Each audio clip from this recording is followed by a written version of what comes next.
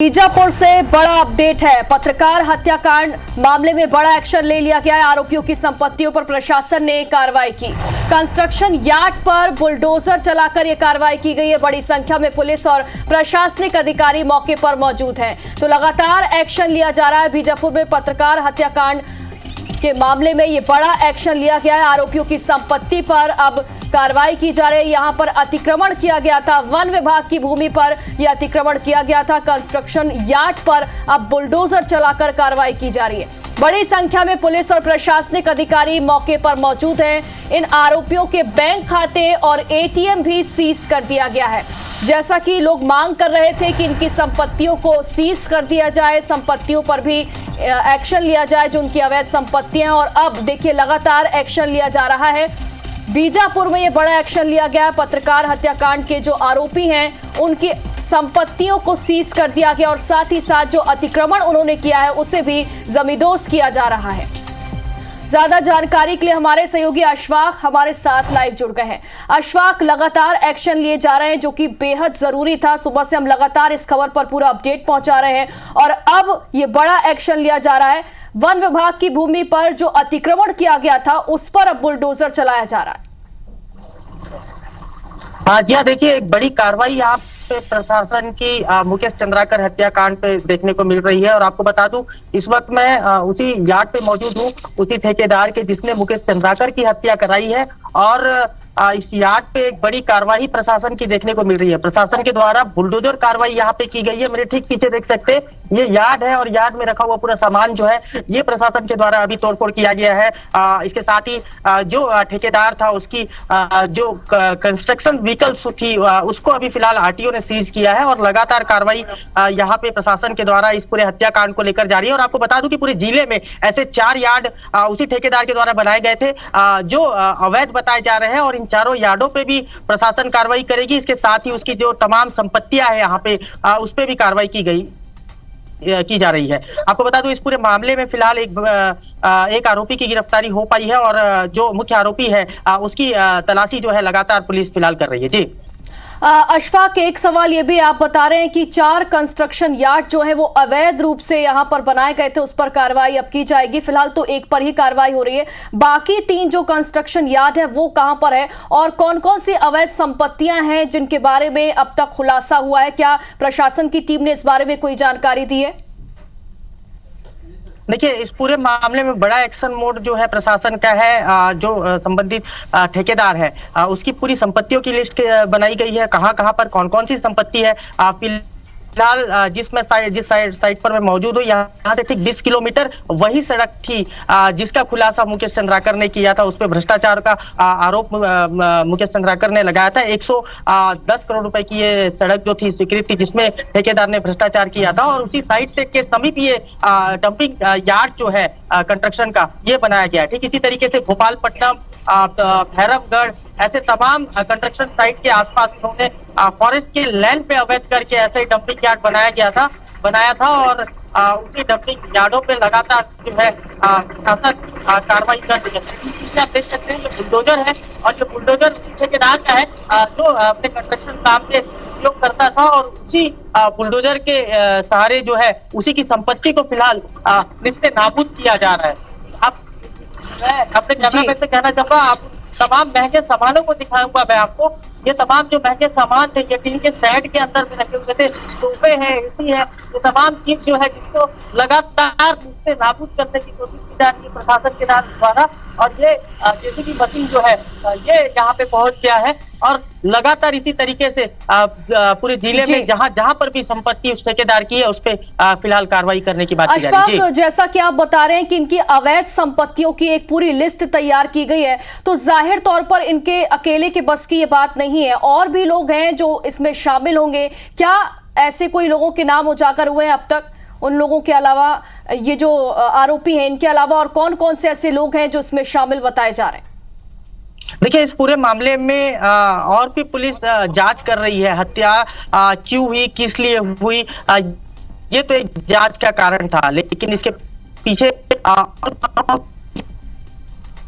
में इससे भी पूरी जांच की जा रही है। मुकेश चंद्राकर से फोन को खंगाला जा रहा है, उसके कॉल डिटेल्स को खंगाला जा रहा है, साथ ही जो आरोपी है, जो फरार है, उनके कॉल डिटेल्स को खंगाला जा रहा है। तो हो सकता है इस हत्याकांड से और भी कई जुड़े तथ्य जो है पुलिस के हाथ लगेंगे फिलहाल। लेकिन ये जो मामला था, ये इस सड़क पे भ्रष्टाचार के उजागर करने का मामला था। पत्रकारिता के क्षेत्र में मुकेश काफी आगे थे, काफी देरबाद पत्रकार थे जो काफी अंदरूनी इलाकों तक काम करते थे और उसी का खुलासा उन्होंने किया था।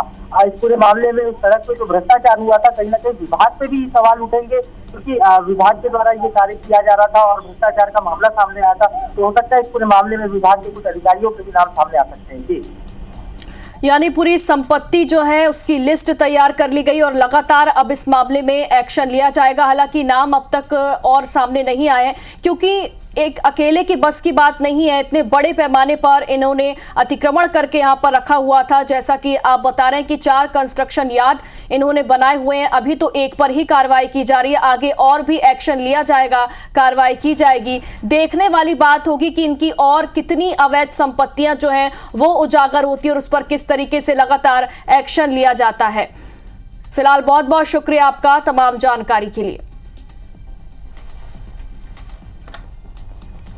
तो पत्रकार हत्याकांड मामले पर यह बड़ा एक्शन लिया गया है। जैसा कि हमारे सहयोगी अशफाक हमें बता रहे थे कि लगातार ये एक्शन लिया जाएगा, चूंकि एक पूरी जो लिस्ट है वो तैयार कर ली गई है आरोपियों की अवैध संपत्तियों की। इनके जो एटीएम है और बैंक खाते हैं वो तो सीज कर ही दिए गए हैं, लेकिन अब जो अवैध संपत्तियां हैं उन पर भी अब लगातार कार्रवाई की जाएगी।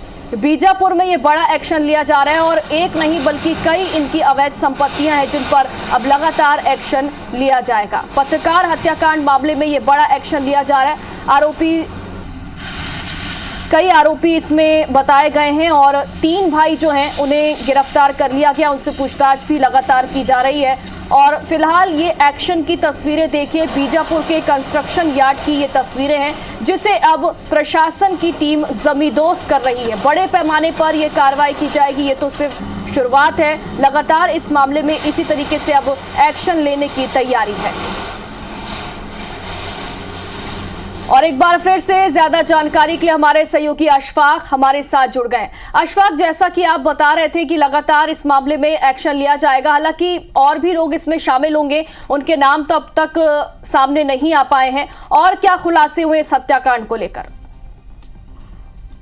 देखिए, आज तो फिलहाल बीजापुर नगर का जो था ये माहौल काफी गमगीन था, लेकिन इस पूरे मामले पे पुलिस जो है बारीकी से जो है तहकीकात कर रही है। बारीकी से तहकीकात किस तरीके से कर रही है वो भी मैं आपको बता दूं। मुकेश चंद्राकर जो थे बीजापुर के काफी वरिष्ठ पत्रकारों में इनकी गिनती आती थी। काफी लंबे समय से इनकी पत्रकारिता जिले में रही है।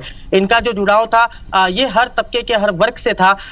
पुलिस इसी डिसी पॉइंट पे काम कर रही है कि मुकेश चंद्राकर का उठना बैठना किन व्यक्तियों के साथ में था, किन लोगों के साथ में था और किस रणनीति के तहत जो है इस हत्याकांड की साजिश को प्लान किया गया है। आपको बता दूं कि आज हम बीजापुर में थे और बीजापुर में कई बातें खुलकर सामने आई। हमारे सामने मुकेश से जुड़े हुए जो कई लोग थे जो मुकेश के साथ में उठना बैठना करते थे, उनके फोन कॉल डिटेल्स ये सारे खंगाले जा रहे हैं। उनसे बयान अभी फिलहाल बचा हुआ है और इन तमाम चीजों को अगर पुलिस विवेचना करेगी तो हो सकता है कि इससे और भी कई तथ्य जो है पुलिस के हाथ फिलहाल लगेंगे। अभी फिलहाल इस पूरे मामले पे जैसे कि पत्रकारों ने जो मांगे रखी थी उस पे प्रशासन कार्य कर रही है। सबसे बड़ी कार्रवाई तो आपको बता दूं कि बुलडोजर कार्रवाई है। बुलडोजर कार्रवाई उस ठेकेदार की तमाम संपत्तियों के है और ये लगातार जारी है। और ऐसे 4 यार्ड जो है पूरे जिले में है, भैरमगढ़ है, भोपालपट्टनम है, ऐसे तमाम जगहों पर जो इनके यार्ड्स है जो अवैध तरीके से बनाए गए हैं उस पे ये कार्रवाई कर रहे हैं। संपत्ति कुर्क किया जा रहा है। इसके अलावा जो उनके कंस्ट्रक्शन साइट पे जितने भी उनके व्हीकल्स है, कंस्ट्रक्शन व्हीकल्स है, उनको भी आरटीओ के द्वारा सीजिंग किया जा रहा है। इनकी संपत्तियां अभी इनके बैंक अकाउंट को सीज किया गया है। जो तमाम जो प्रशासनिक हथकंडे हैं इन आरोपियों के ऊपर वो सारे अभी फिलहाल अपनाए जा रहे हैं। जी बिल्कुल अशफाक, और जिस तरीके से इस पूरे हत्याकांड को अंजाम दिया गया है, योजनाबद्ध तरीके से ये हत्या की गई है पत्रकार की और पत्रकार की आवाज को दबाने की यहाँ पर कोशिश की गई है। जो आम जनता तक अपनी आवाज पहुंचाते हैं, निष्पक्ष पत्रकारिता करते हैं और पत्रकार हत्याकांड में ये सबसे बड़ा अपडेट है कि लगातार एक्शन अब लिए जा रहे हैं और अवैध संपत्तियां जो है आरोपियों की उन्हें भी सीज लगातार किया जा रहा है। लेकिन एक बड़ा सवाल यही है कि पत्रकारों की सुरक्षा को लेकर यह सवाल उठता है कि अगर इसी तरीके से ये घटनाएं होती रही तो कैसे एक पत्रकार सुरक्षित रह पाएगा। अशफाक जी हाँ, देखिए बस्तर में पत्रकारिता काफी चुनौतीपूर्ण है। बस्तर आप जान सकते हैं कि नक्सल प्रभावित इलाका है। यहाँ का पत्रकार जो है ये हाशिए पे काम करता है, तलवार की नोक पे काम करता है और ऐसा पहली बार नहीं हुआ है कि पत्रकार की हत्या हुई है। इससे पहले भी पत्रकार जो है वो माओवादियों के का शिकार हुआ है। कई बार पत्रकारों के ऊपर माओवादियों के द्वारा कई प्रकार के आरोप लगा दिए जाते हैं, उनकी हत्याएं की जाती है। मैं बीजापुर की बात कर रहा हूँ कि बीजापुर में भी पूर्व में बिल्कुल हमारे सहयोगी अशफाक हमारे साथ जुड़े हुए थे जो कि लगातार अपडेट हम तक पहुंचा रहे हैं। लेकिन इन सब बातों से एक अलग यही बात है कि पत्रकार की सुरक्षा आखिर उसका क्या होगा, ये एक बड़ा सवाल है और इसी को लेकर लगातार जो पत्रकार संघ भी है और तमाम जो पत्रकार हैं उन्होंने बीजापुर में बंद का ऐलान भी किया था और आज वहां पर बंद भी किया गया। बंद को समर्थन भी वहां पर मिला है और हमारे साथ अशफाक हमारे सहयोगी लगातार जुड़े हुए हैं। जी अशफाक, अपनी बात पूरी करें। हाँ, तो ये परिस्थिति जो है बस्तर में अक्सर देखने को मिली है नक्सल प्रभावित इलाकों में। यहाँ का पत्रकार जो है ये कभी नक्सलवाद के नाम पे और कभी सिर्फ विकेट चंद्राकर जैसी घटनाओं का शिकार लगातार होता है। तो ये सिलसिला लगातार है और बात विकेट चंद्राकर की लिए घटना की गई है। ऐसी घटनाएं तो लगातार होती है, लेकिन पत्रकारों